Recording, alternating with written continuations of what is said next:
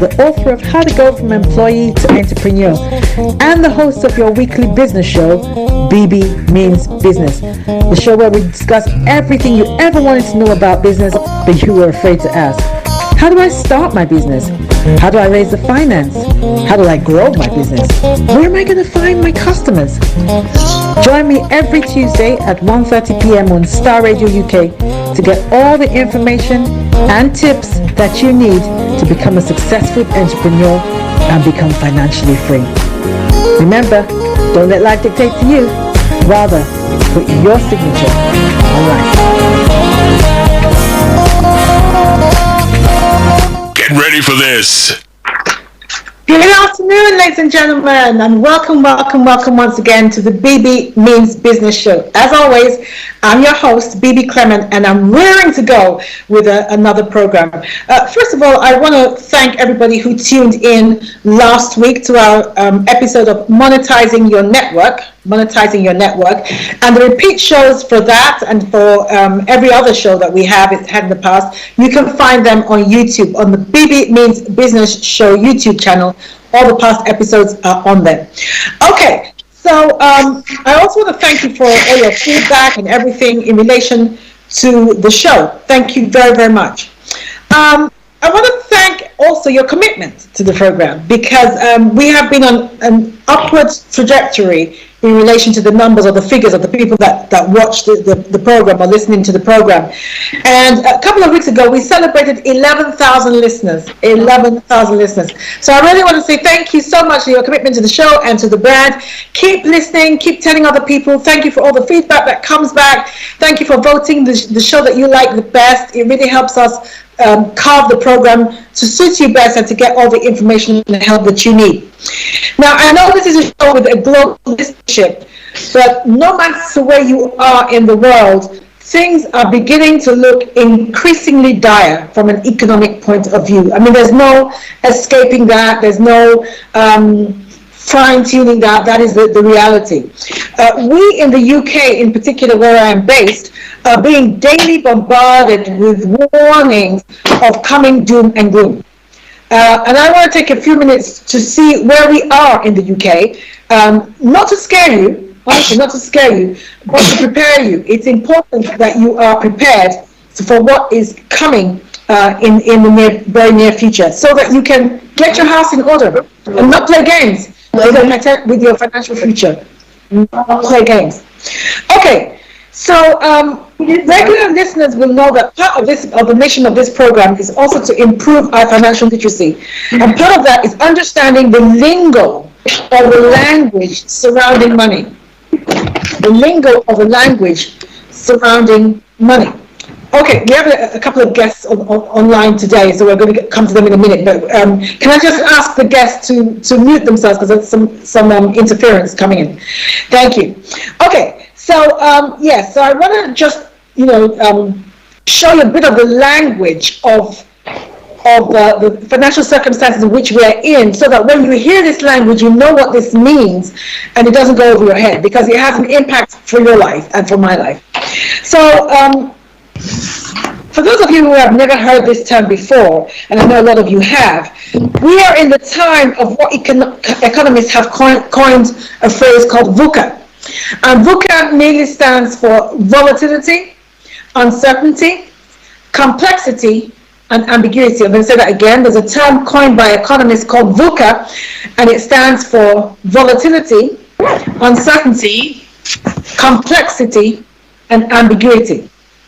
Now, the reason why I raise that is because it is important for you to know that the market has changed. Everything is different. Post-COVID, everything is different. There's so much volatility such that they can no longer predict what is going to happen. When previously economists would say, okay, for the next 5 years or for the next 10 years, this is what is going to happen. That's pretty much gone out the window, because the markets are just so volatile and uncertain now, and complex. Because there's so many unforeseen factors that are now affecting economies that you just can no longer predict. So, for instance, for a very simple example, is the Russian invasion of Ukraine. This was not foreseen. and it wasn't factored in when they were making their predictions, and especially the kind of effect that it has had on us was not predictable. So it's important that you get to terms with those kind of that's kind of lingo, so that you know exactly what they're talking about when you hear it on the news or you're reading a magazine or whatever. So we in UK are facing increasing runaway energy prices, and it is predicted that the average UK home will be spending between 3,000 and 4,000 next year on energy bills. Now, when you consider that the average annual UK income is about £31,400, add to that the UK CPI is currently at a 40-year high of 10.1%. We have never had inflation like this in recent years, 10.1%. And I think it's about 8% in the US. So the UK is not standing alone in this. In the US, it's about 18%. It's about 8%. And in Nigeria, don't even get me started. It's some ridiculous amount. I think it's about 30% at the moment, but some ridiculous amount. So for those of you who don't know what the CPI is, I'm going to do a very quick run through so that, again, when you hear it on the news, you know what they're talking about and the effect that it has on your life, because it's important that you know. So a CPI is like a measure of inflation. It's one of the indicators of inflation. And this is how it works. So every month, the government will take a measure of a basket of things that you and I need to survive. Not to have a great life, not to live it up, not to have a big, a fanciful life, just to keep breathing, just to keep surviving.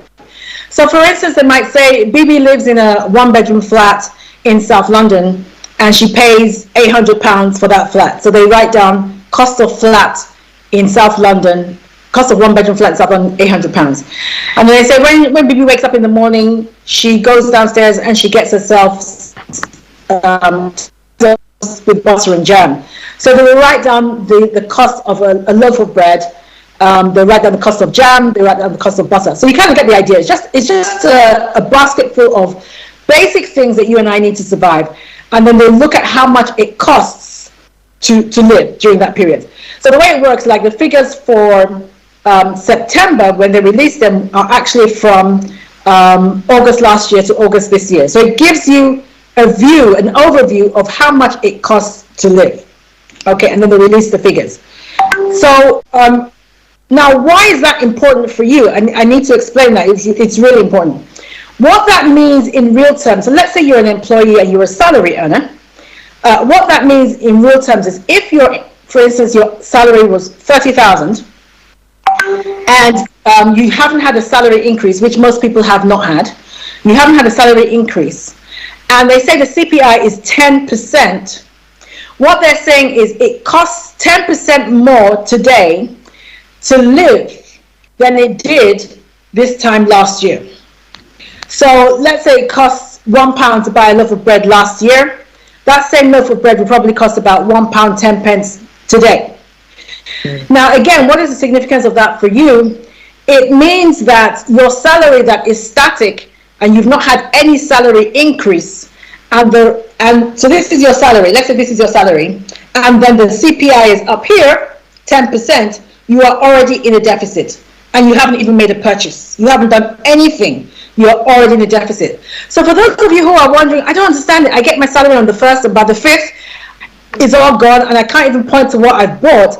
That is by design. It's not by default. Although some of us are consumers, we're living beyond our means. But even that aside, even before you buy anything, the system is stacked against you. This is what I need you to get. The system is stacked against you. That is why employees do not do well in a capitalist society. Irrespective of their buying habits or their spending habits, they don't do well because the system is stacked against you. Now, again, in the UK, a number of small businesses are already saying, listen, if energy prices go up, we're just going to shut shop because right now we're already struggling. There is no way we can survive. And we know that when this kind of thing starts to happen, the first people that get thrown under the bus are employees. That's the truth. They're employees. I mean, look at energy prices. Energy prices have gone up like crazy. Yet Shell is declaring a record profit of 11.5 billion. record profit. And their directors and their shareholders are all getting paid mega premiums and, salaries and all the rest. Now we can moan, and personally I don't begrudge them, to be honest, because I understand how a capitalist system works. And we can moan and say, oh, it shouldn't be so and everything like that. But I think it's in our best interest, rather than look at how the world should be, to get to grips with how the world actually is and to make amends accordingly. So, what are we going to do? Because governments are also going to be limited in the help that they can offer. They're already still reeling from the amount of help that they offered during COVID that they couldn't foresee and they didn't budget for. So when things go through the roof this time next year, or as we go along, the help from government is going to be very limited, ladies and gentlemen. Whether we like it or not, the help from government is going to be very limited. So listen, the bad news is the cavalry is not coming. That's the bottom line. Get to grips with it. The cavalry is not coming. You are your own rescue. So what are you going to do? That is the question. If you've made a decision, I am not going to sink. Thank you. Great. But what are you going to do? And those of you who are of the faith, who like to bury your head in the ground and say, oh, God will provide. Yes, that's all wonderful. We know that he provides. But even the Bible says faith without works is dead. So what are you going to do? Now, one of the things that you can do is begin to develop different income streams. And so I thought I'd do a show today again on a kind of one of the income streams that you can develop. And so we're going to be looking at property today. We're going to be looking at property. And it gives me great joy to welcome back to the show two of our returnee guests, two very special women who have built up amazing property portfolios. And they're going to be talking to us not only about how they did it, but introducing to us a new way of investing in property. Because you know how it is. A lot of us think, oh my God, I'm already struggling financially. I don't have a few 100,000 to invest in property.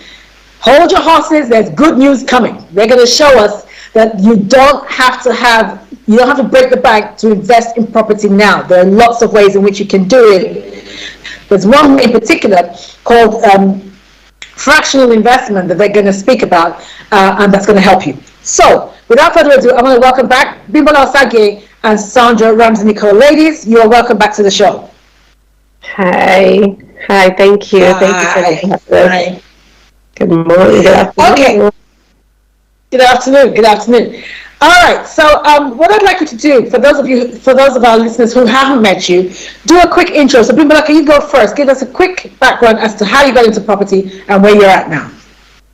Cool, thank you so much. Good afternoon, everyone. My name is Bimbola Banjo Osagie. I am a full-time property investor, developer, trainer, coach, mentor, and everything property. In fact, I actually call myself a property entrepreneur. So I started my property journey so many years, about 17 years ago when I bought my first property. But just like most people, it was just a place to live at the time.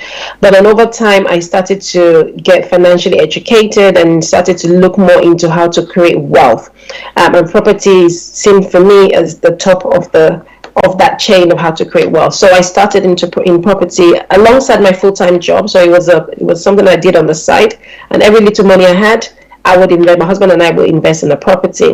Over the years, I realized how important it was to create that passive income. I started to see the benefits of having that. Newly married, raising a young family, having such big goals for my life. So I literally started to work my way out of my job, which, by the way, was a really good, high-paying job. It was something that I actually enjoyed doing, but I knew that there was more that property could give me.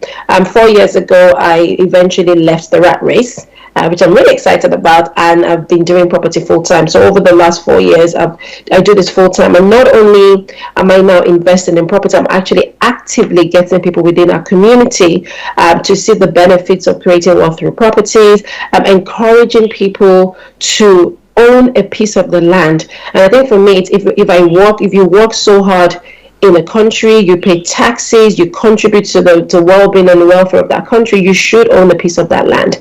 So that's been my my mission, my passion.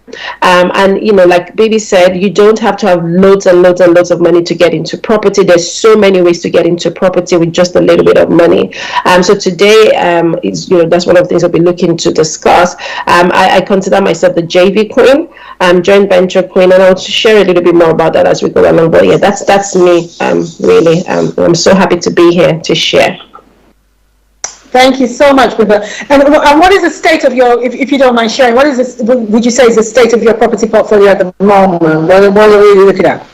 Yes, so over the years, built a sizable portfolio over the 17 years I've been investing.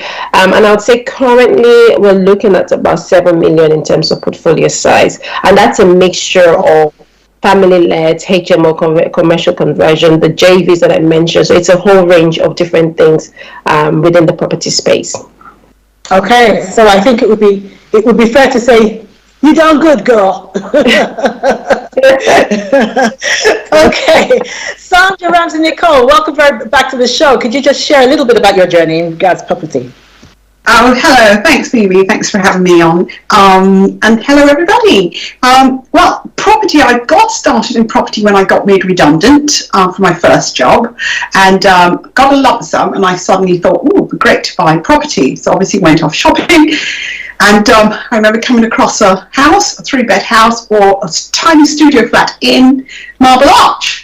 And I decided to go for the house in Mitcham as opposed to the studio flat in Marble Arch, and that started my property journey. So I bought that property, and then obviously decided I was going to rent a room out, which brought me income. Then obviously released equity and bought further properties, and I've been doing that ever since. Not a full-time property investor, part-time property investor, because I run my own education business. Okay, thank you very much. Okay, ladies, let's jump right into it. Can I just say that the listenership is global, so watch your terms, because some of us, we don't know what HMO is and those kind of things. So if you're going to use those kind of terms, could you just explain to our listeners what those mean? Thank you, ladies. Okay, so let's jump right into it. I need to know, what is fractional property ownership? Because you know how it is, people are deterred. They're so deterred. They think, oh, if I'm going to get into property, I don't have the money, what am I going to do, blah, blah, blah. I want to know about this fractional property ownership. What is it?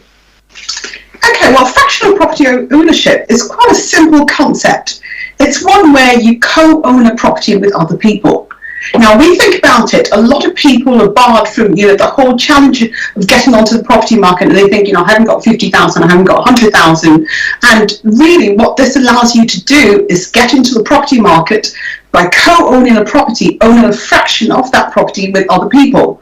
So the first thing that people think about is, I own it with other people. Okay, how do you sort of make money? Well, the model we work, Bebe and I do, the model we've got is where you own it, you own the property, but you also get rental income from it. So you get rental income every year, every month from the property, and you also get an opportunity to use that property. So you get a week's stay in the property. So you own a property, you part own a property, get a week's stay, and also get some income from it. Okay. So, all right. So let me just make sure that I'm understanding. So, I wouldn't own the property outright. I would own it alongside a group of other people. Is that correct? That's right, yes. Okay. So as my listeners know, we're going to be focusing a little bit on the opportunities in Spain in a minute, and I know that you're going to explain why. So how would this work? So let's say there was a particular property we wanted to invest in Spain, and it was 200,000. How much would I need to put on the table? So, for example, if we were going to split that in 10, we could possibly say we're looking for 10 investors. We're looking for 10 people to bring £20,000. Now, that would then allow you to own a share of that property. And a lot of people sometimes think about, oh no, it must be a timeshare. And I'd like to make this distinction. It is not a timeshare. With a timeshare, you actually buy time to use the property. You buy the right to use the property for 2 weeks a year, 4 weeks a year, whatever period of time. And you have that right for sort of 20 years to 90 years. This is different in the sense that you actually own the property. So this property belongs to you, you own only a share of the property. And the fantastic thing about that is, you share all the benefits of owning a property and you share the risks.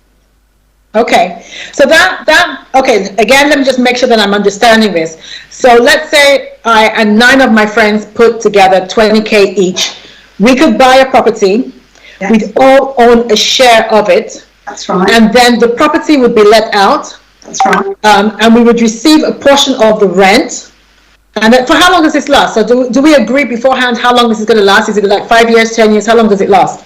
Yeah, so what Bimbo and I do is we have an agreement where it's a 5-year period. Everyone who invests comes in for a 5-year fixed period. At the end of the 5 years, we then decide, okay, the 5 years up, we can sell the property. And the great thing about it is because you own the property, you also benefit from the capital growth.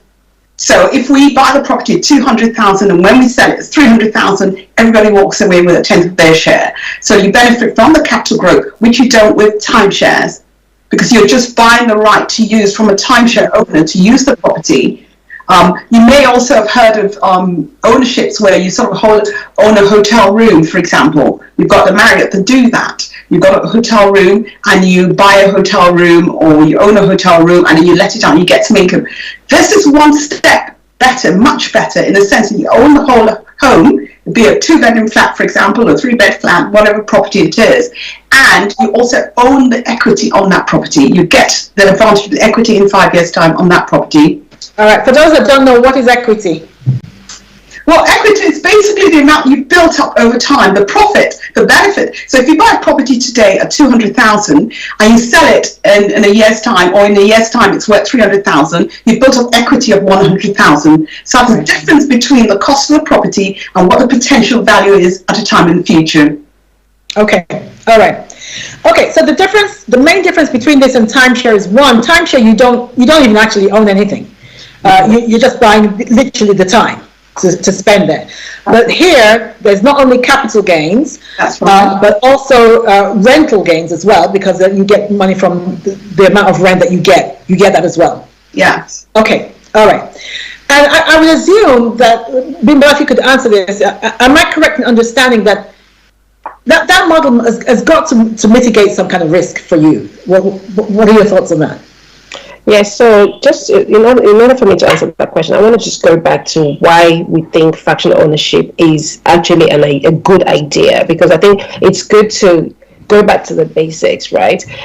Generally, when it comes to ownership, ideally everybody wants to own everything. You want to buy something, you want to make sure that you own 100% of it. And as we say, owning 100% of nothing as opposed to 10% of something, 10% of Yes. better. So one of the issues or the challenges that people have when it comes to investing generally, obviously, number one is the risk element.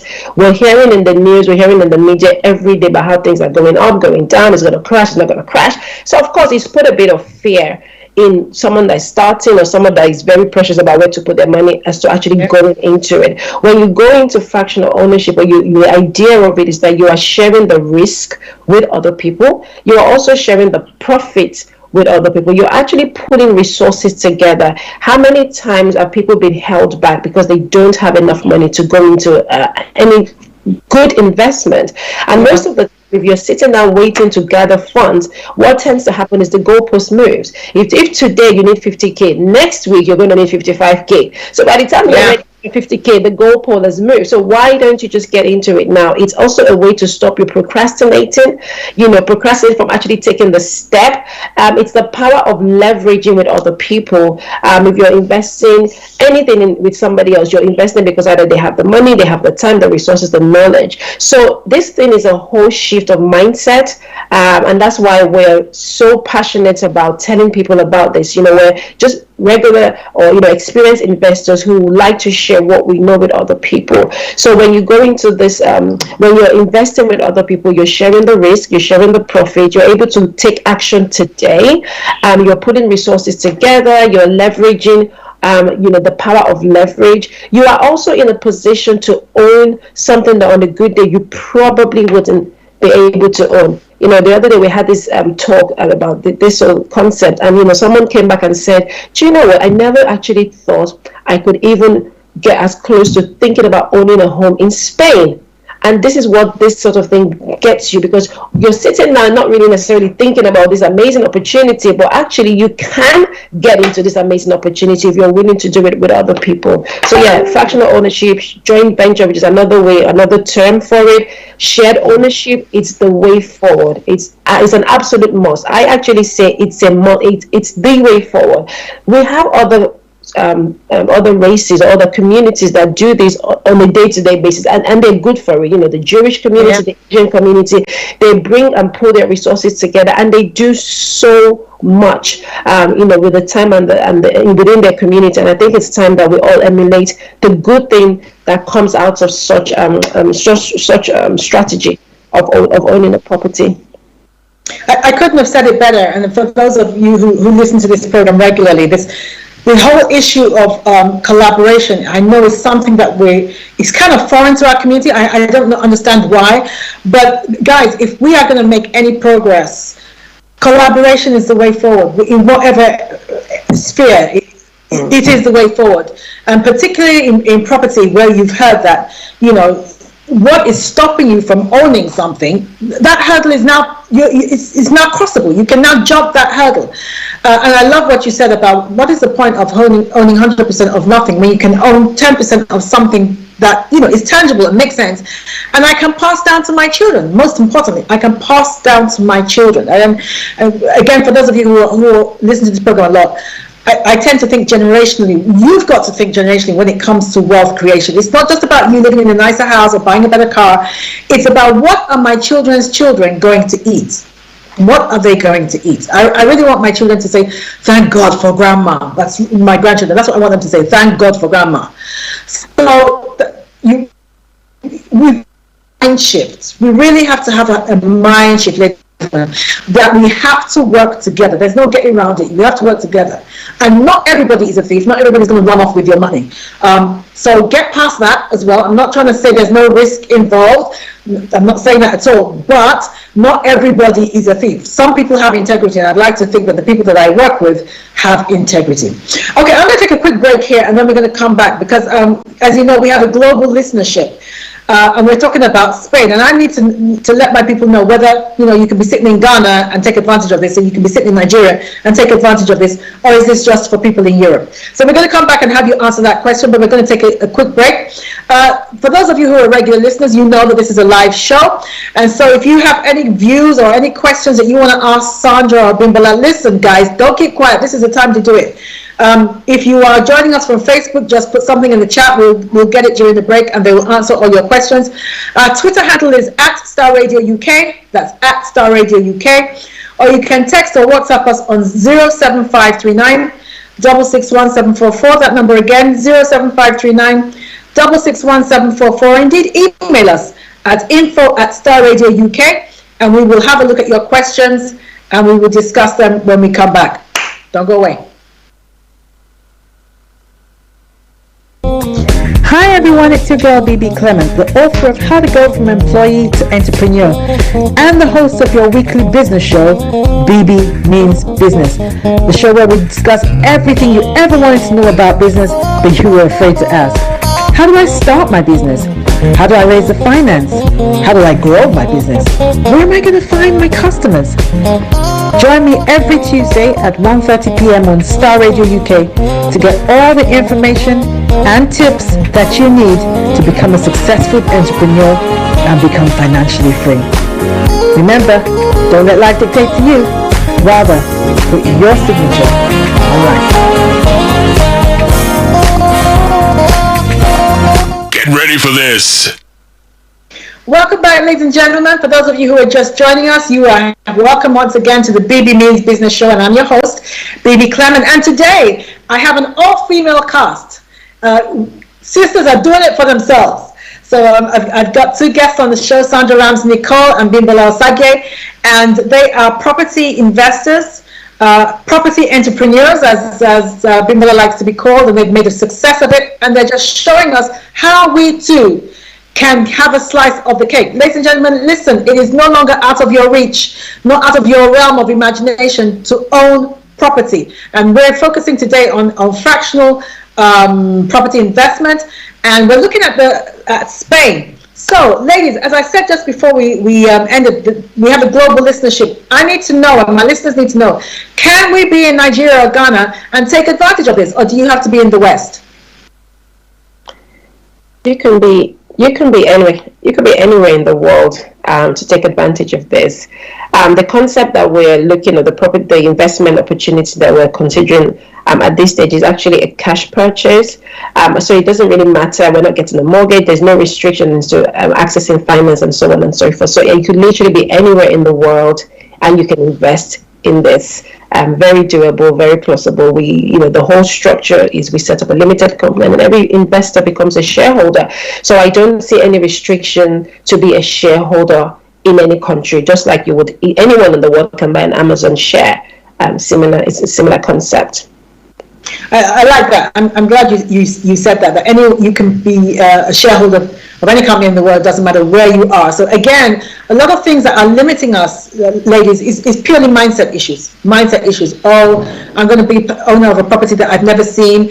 You've never been to Apple. Most of us have never been to Apple. But we're shareholders doesn't stop the fact or change the fact that we are shareholders. Now listen, this is a double whammy here. I'm glad you said that you're not just an owner of a property, you're also a shareholder. So that two different income streams going on here, two different concepts going on here, two for the price of one. So yes, great opportunity. So you don't, it doesn't matter where you are, ladies and gentlemen, in the world, you can take advantage of this. Now, I want to address this to Sandra, because I know, Sandra, you are based in Spain. You've built up a good property portfolio in Spain. Now, what's the downside of investing in Spain? Because I sometimes have people say to me, there have been some Spanish investment opportunities and they've gone belly up and I'm a bit weary. What would you say to that? And that's true. So tell us why that came about and where we are now. Okay, like any investment, there are pros and cons, okay? The Spanish market, people may have heard stories about Spanish properties, they've tried to invest many, many years ago. We all know that we had the world financial crisis way back in 2008, between 2008 and 2014, it was a world crisis. What was particular about Spain was that a lot of money was being pumped into the Spanish economy, lots of construction taking place, lots of property developers were building properties and so on. It was so easy to get a mortgage. The same thing applied to the US. It was really easy. All you had to do was say, yes, I can afford it, and you'd get a mortgage. So a lot of people went into the Spanish market, and then you had the banking crisis. You had too much money coming to the economy, that then inflation, the banks crashed, they realized they were lending just recklessly, and the whole economy, the whole world was in a financial crisis. It affected Spain, it affected America, it affected lots of different countries. Now, the thing about that is some people have sort of said, right, that's it, I'm not touching Spain. But like Warren Buffett says all the time, the time to go into an investment is when people are running away from it, not when everyone's going into it. Now, yeah. I moved to Spain about 4 years ago, and I've lived there. I've invested in quite a few properties since I've been there. And the reason is I've gotten there and suddenly realised, wow, I'm sitting in a world of opportunity.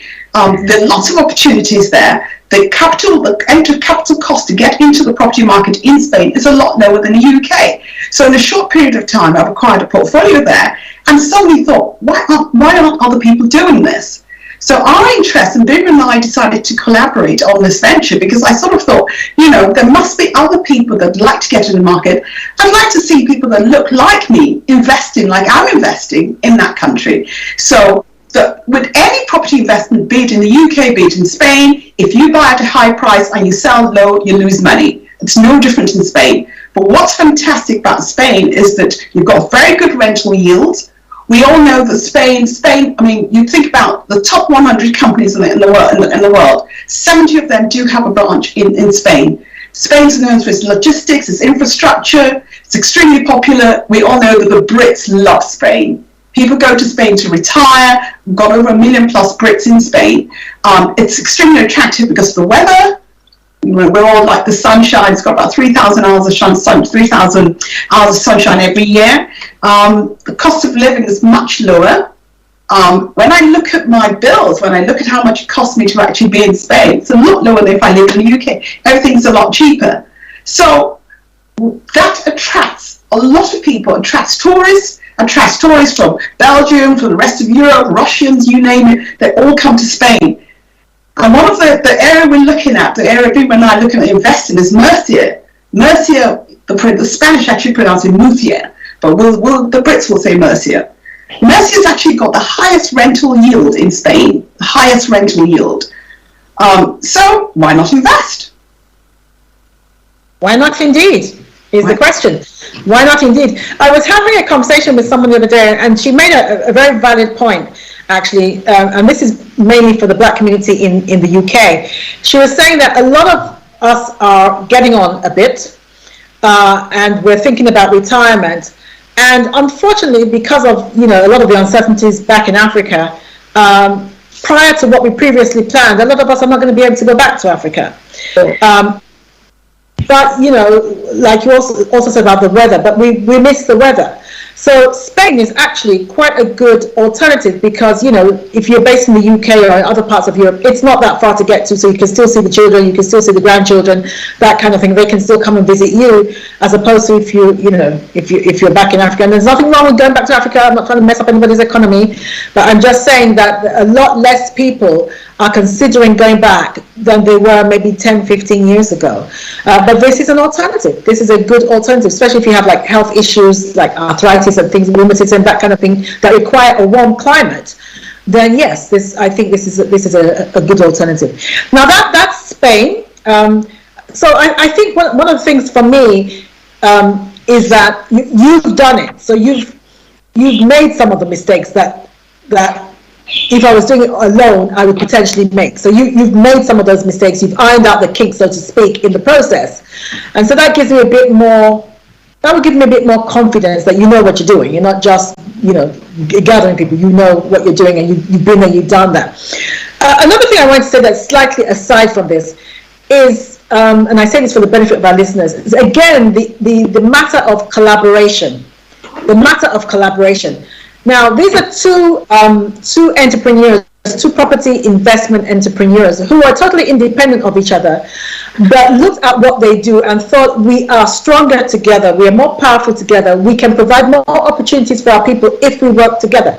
And I really need for my listeners to get this. Whatever field of business that you are in, whatever sphere of business you are in, you've got to start looking around for people that can enhance your business and you can enhance theirs, and start working with them. That is how we're going to make progress. The day of each one doing it to death on their own, in their own corner of the world, that day is gone, ladies and gentlemen. And if you are still doing that, you are going to get wiped out. You are not going to be able to survive. Look for who you can collaborate with that has integrity, that you want to put your name to, that you can join forces and do better financial gain. Have access, now they have access to each other's client base, which they probably wouldn't have had before, and they can go further. So I need you to start thinking like that. Okay, that was an aside. Bimbola, I know you have an investment club in the UK, because no matter what we say, some people will think, no, I'm not going to go to Spain, that kind of thing. I'm a bit weary, and that's fine. It's not for everyone, we accept that. But I know that you have an investment club in the UK, and I have done some work with you previously. Can you tell us a little bit about your investment club in the UK and how our listeners can take advantage? Yes. So for those that don't want to go to Spain and those that do want to go to Spain, there is also an option in the UK. And actually, even though it's an option in the UK, we also have members that are actually not based in the UK. So this is another opportunity that is open to anyone wherever they are in the world. But basically, it's the idea of us coming together, running an investment club. And the entry cost is £10,000. So in my introduction, I talked about how over the years I've been helping people get on the property ladder using the fractional ownership model. And sometimes people don't necessarily have the 20K, the 30K, the 40K to do those types of deal. But I find that most people have at least £10,000. So the idea was everyone with £10,000 minimum will come together, will put the money in a big pot. And out of that big pot, we then use that money to invest in property. So we're buying properties and flipping them for a profit. We're loaning each other money to invest into bigger opportunities. But the idea is the investment club, and it's called BOOB. be our own bank.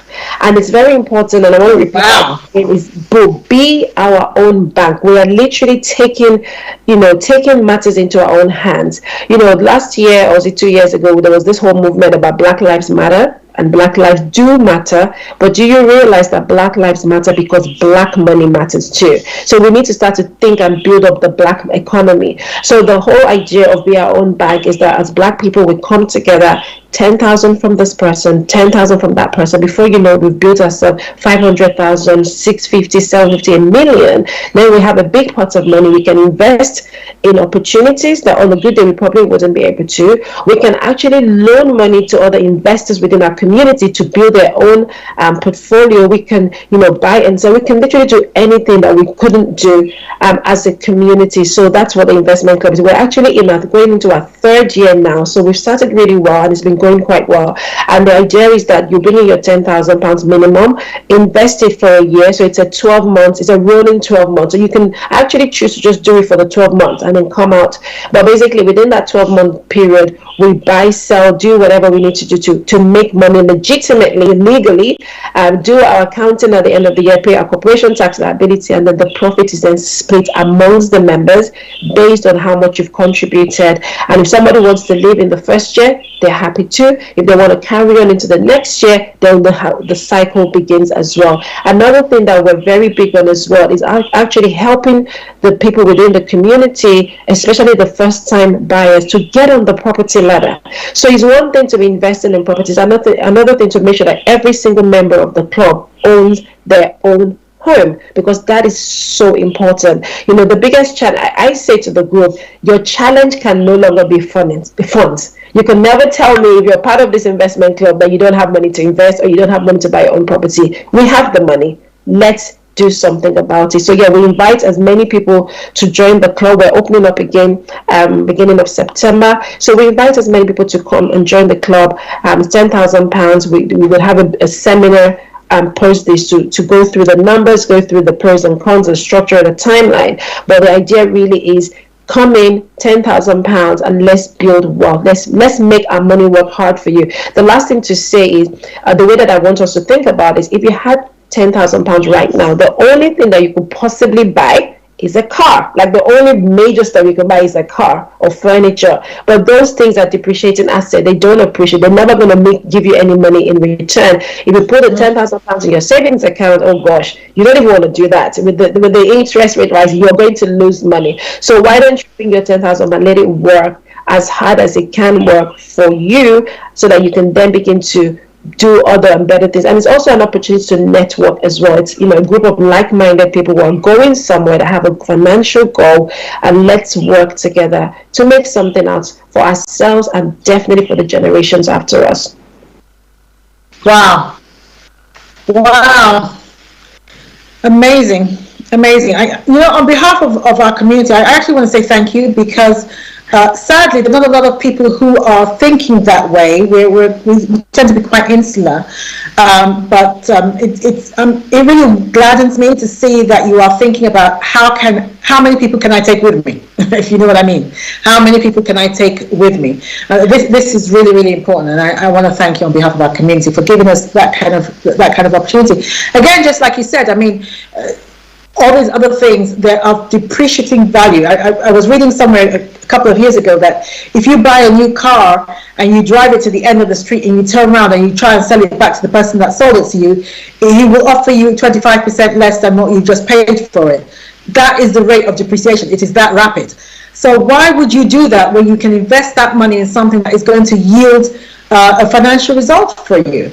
Again, we need to think about our children as well. It's not just about us, but what are we leaving for our children? The first-time buyer thing is important because, as you well know, in the UK, this is probably the first generation that are finding it almost impossible to get on the property ladder. So many of our kids are still in their little bedroom in our homes because they can't get on the property ladder. Despite the nice jobs that they've got, they still can't afford to get on the property ladder. So this is a way in which you can give your child a leg up to help them to get out there. This is a way in which you can do it without breaking the bank. So thanks again for that. Okay, so one of the things that we do on this show is we have a section called the Book Corner.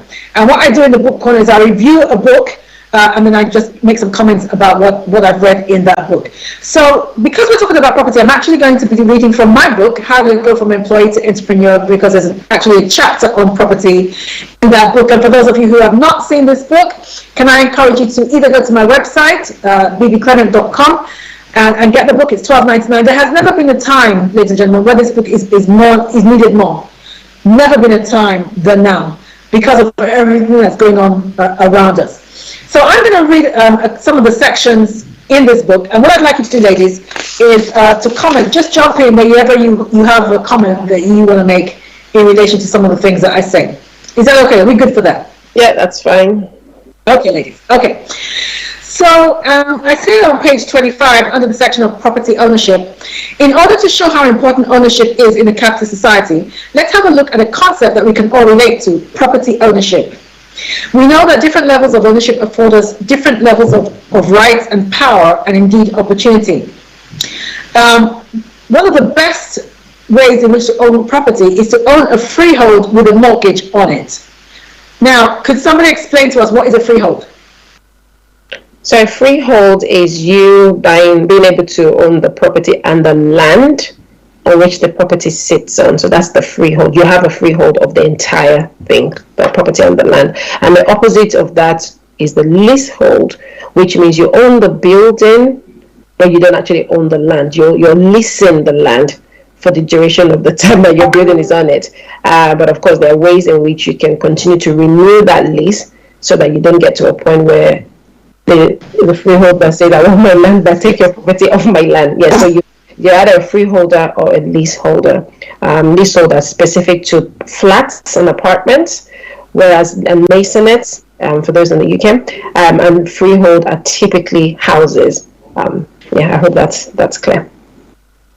Okay, so for someone who is like a property virgin, if I was going to invest in property, would you suggest that as much as possible I should be looking at freehold? I would say either of the two works. It just depends on people's personal goals. Because if you want to live in the city, for example, most cities have a lot of apartments, less houses, and most apartments are leasehold. So if you want to live in the city and that's all there is, then yes, of course, go get yourself a lease. As long as there's enough length on the lease, the charges are they're affordable. So this is where you need your lawyer to help you with all the legals. Then yes, of course, go for it. And sometimes leasehold properties are easier, quicker to rent out. But on the other hand, if you want a freehold, you want a house, it's literally a personal preference. Obviously, if you have a family and you want more space for your children, you typically would get that in a house with a garden, which is a freehold. So I don't think there's a right or wrong. It's just personal preference, and you need to know what the legals are, either freehold or leasehold, even before you actually get into it. So that's what you need a solicitor for that. Okay, that's kind of taking me to something else I was going to read here, but there's no need to read it now because it's out there. What is the difference? I've seen some leases of 999 years. Is that equivalent to a freehold, Sandra? That's just a very long lease. It will seem like a freehold because it's 999 years, so it's literally perpetually several lifetimes over. But yes, it's a very, very long lease. But a lot of leases these days, a lot of new builds, am I right, Bimbo? A lot of new developers are having very long leases so that people have got, 999. That's right, yeah. But you actually want a lease well above, I'd say 80 plus, You don't want anything that's too risky in terms of leases. And just an important point that you mentioned, interestingly, when I got to Spain, I realised that apartments, with an apartment in Spain, you own a share of the freehold. So you don't have the whole leasehold malarkey in Spain. You own a share of the freehold with every property you get. If you buy a property, if you buy an apartment, you own a share of the freehold. So we don't have that issue in Spain. Okay. Now, just to say on top of that, in relation to the 999-year lease, in as much as probably, as far as leaseholds are concerned, it's probably the best that you can get. But the matter is, if you are passing that property down, one day, the freeholder is going to come and knock on somebody's door and say, your lease is ended. It might not be until about 3 or 4 generations, but they will do that at some point, except you extend it again. So yes, okay. So it's not as long as it's long, but it's not the same. It's not equivalent to a freehold. Okay, so the value of property ownership should not be underestimated, because you own the property, you can pretty much do what you want with it without getting consent from a landlord, which you would need to do if you were renting property. More importantly, you can do things to it that make it go up in value. Something as simple as painting it can increase the value, which translates into profit.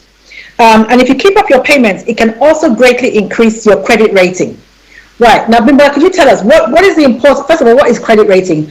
And what is the importance of keeping up your mortgage payments in relation to your credit rating? Right. Okay. So credit is credit.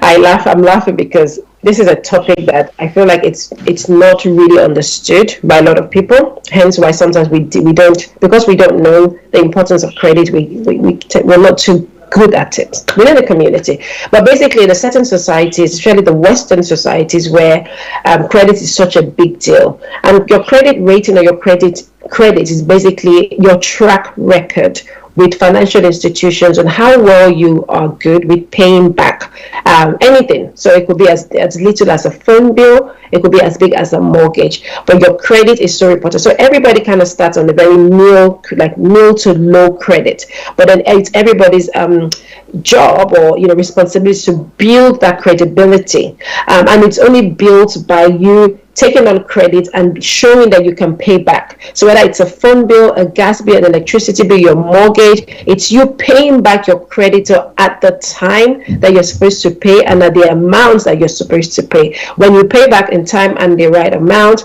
you get a tick to say, well done, well done, well done. And then that's your track record. If you don't keep to your payment, if you're late, if you miss your payment, you're basically saying the creditor is going to come back and say, well, that person hasn't done this, tick, or XXX. Now, when you then, and the reason why this is important is when you then go to another creditor, the only way they're going to say, oh, actually, we can give you the money is because they kind of look back to the previous creditor and says, how has she or has he done? So that's your credit history.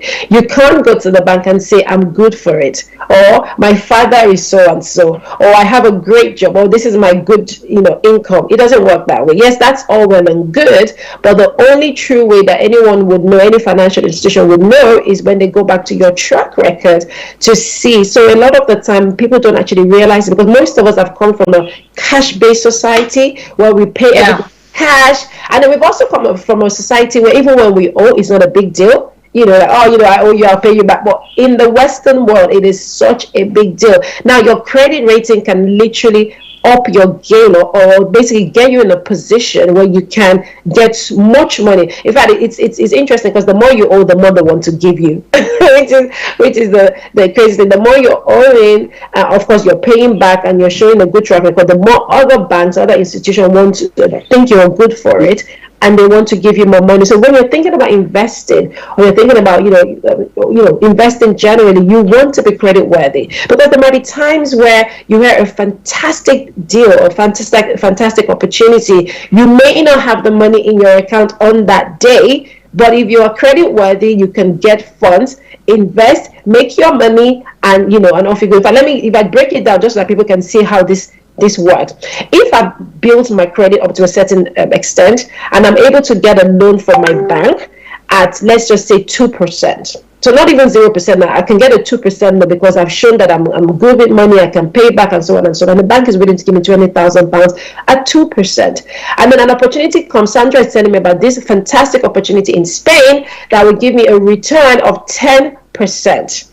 Do you not think it's wise for me to get that 2% loan, invested in a 10% opportunity, and pay back my 2% loan at the end, and I have the profit of 8%? That's how people make money. Sometimes you don't need to have the money in your bank account, but you need to be credit worthy to be able to access funds in order for you to do. And that's what business is. You buy low, you sell high, you make the money in between. That's the same thing with property. That's the same thing with any kind of investment. You can access funds at a lower interest rate, invest it in something that will give you a higher return, And then the difference in between is your profit. So credit is so important. It's so important that even for rentals, even to rent a property, you need to be credit worthy. So for those that are not quite familiar with the concept, I think it would be good to learn more about credit worthiness.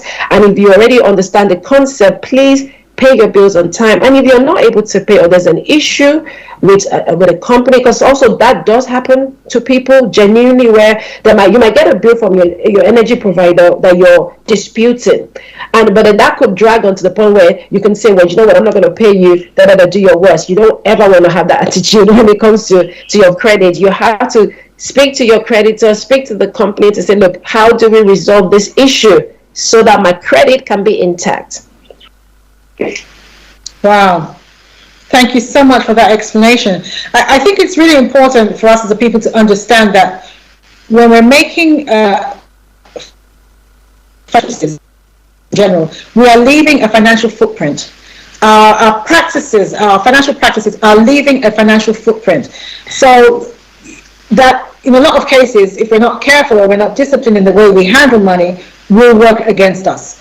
So this might be a time, this might be a season where you want to sit down and just check how you are spending your money, your attitude towards your creditors. That also, like Bimbola said, don't be in a situation where you are burying your head in the sand, because I know that it can be quite daunting, especially if you owe money and those red letters are coming. It can be quite overwhelming.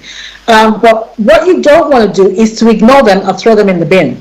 If you owe people money, have the conversation. If you don't feel strong enough to personally have the conversation, then contact organizations that help people who are in debt. I know that Christians Against Poverty, they help with things like that. If you don't feel that you have the skills or the emotional wherewithal to have that conversation with your creditors, get somebody who can speak on your behalf. And in the current climate, a lot of these companies, strangely, are understanding. They know that it's very difficult for people to pay the whole thing right now. But usually what they want to hear is, okay, I'm committed to paying this amount on a regular basis. That's really what they want to hear. So these things are important. If you want to improve your financial situation, these things are very, very important. Thank you, Bimbola, for taking the time to explain that to us. I'm very quickly going to talk about renting property because this is something that I try to move people along from. Now, there's no shame to renting. I was renting accommodation for a long time.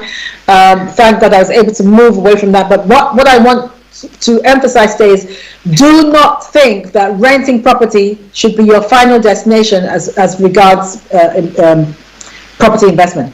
It can't be. It can't be. In a capitalist society, rent money is dead money. It really is dead money. So I'm going to read what I said here. An important note to make here is that because in a capitalist society, ownership is everything, rent money is dead money.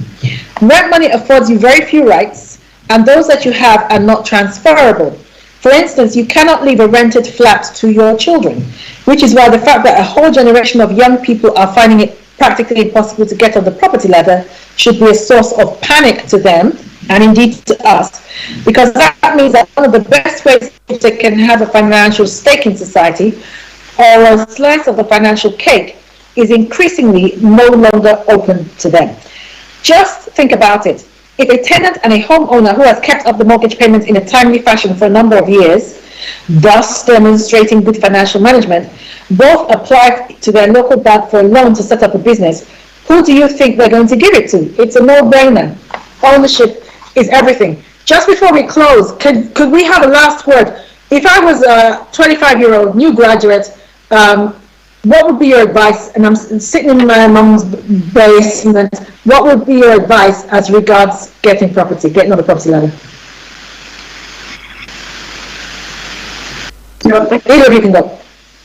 Okay. Well, I'd say, obviously save up as much as you can, and right, we've got it right there. Join an investment club like that, where you can actually start to get on the property market, on the property ladder with very little money. Don't wait till you've got 100,000 or wait till you can, put a huge deposit. You can actually start with an investment club just like that and get in and make some money in property, might be a 5-year commitment, whatever period, or make your money work for you. Don't just have it sitting in the bank, but be strategic and be intentional about owning property. That's what I'd say. Don't just sit in your mum's house and think, okay, I'm saving it, and spend all your money on your day-to-days. Just be intentional and say, I'm going to own a property within a 2-year, 3-year period. It might be a co-ownership, a fractional ownership, JV as we call it, or it might be you sort of sourcing opportunities to get your own property outright. But be intentional about property investment.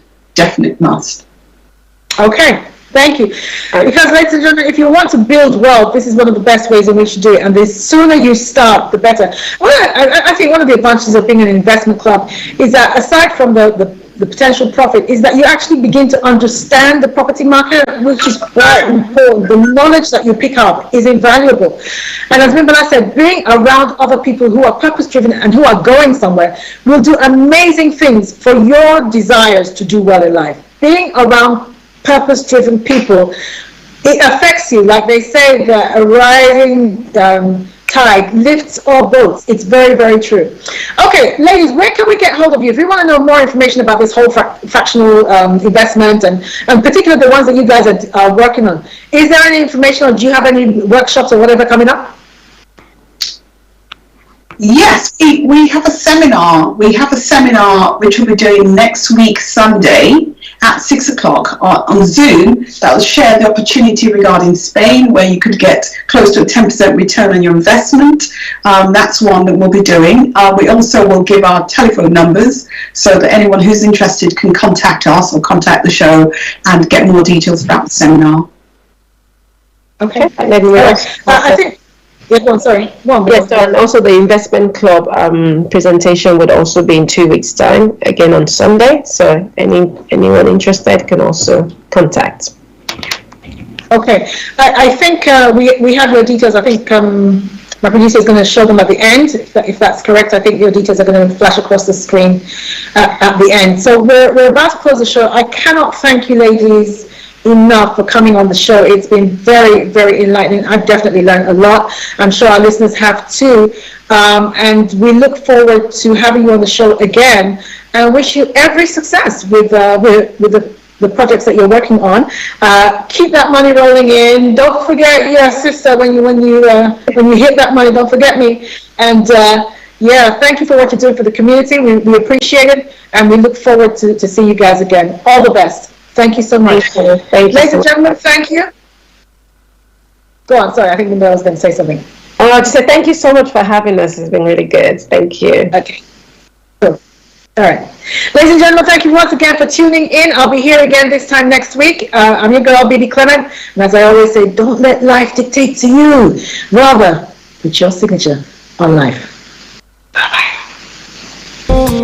Hi everyone, it's your girl Bebe Clement, the author of How to Go From Employee to Entrepreneur and the host of your weekly business show, Bebe Means Business, the show where we discuss everything you ever wanted to know about business but you were afraid to ask.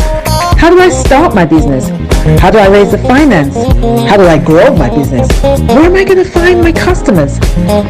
Join me every Tuesday at 1:30 p.m. on Star Radio UK to get all the information and tips that you need to become a successful entrepreneur and become financially free. Remember, don't let life dictate to you. Rather, put your signature on life.